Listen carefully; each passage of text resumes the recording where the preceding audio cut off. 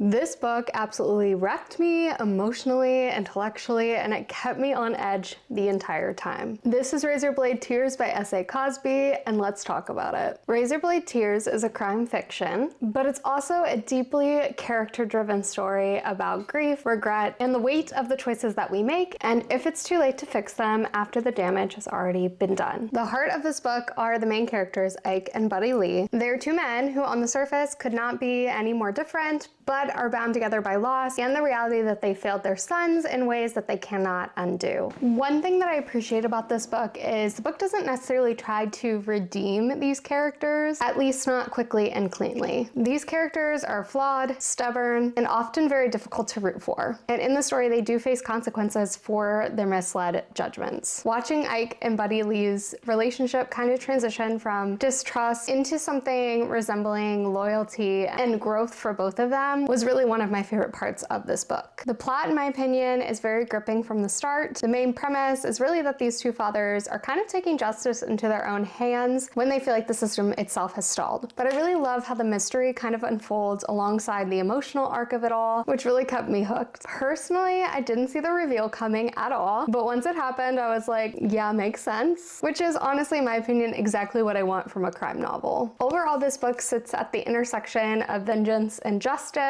asking some really hard questions about whether violence can ever bring closure and whether growth and redemption are possible after years of harm and denial. This book also focuses a lot on family, the families that we're born into, the ones that fail us, the ones we fail, and the ones that we're left to care for in the aftermath of loss. And throughout the book, we're following our main characters as they're trying to determine if they have the right to mourn the deaths of their sons, considering all the harmful things that they did to their sons while they were still around. Overall, the ending absolutely broke my soul. I will say, in my personal opinion, I kind of knew what was coming. I do feel like the book kind of foreshadows some things, but it didn't make it hurt any less. I also feel like the last chapter of this book is so monumental, and I think it really did the characters justice while closing it all up in a very reflective and honest way. Overall, this book had me crying, laughing, and questioning a lot of different things, and I was hooked 100% of the time. This is a warning that this book is heavy, it involves a lot of violence, and there's a lot of emotionally intense moments, but it's also very thoughtful and incredibly hard to put down. I started and finished this so quickly, and I knew instantly it was going to be a 5-star read.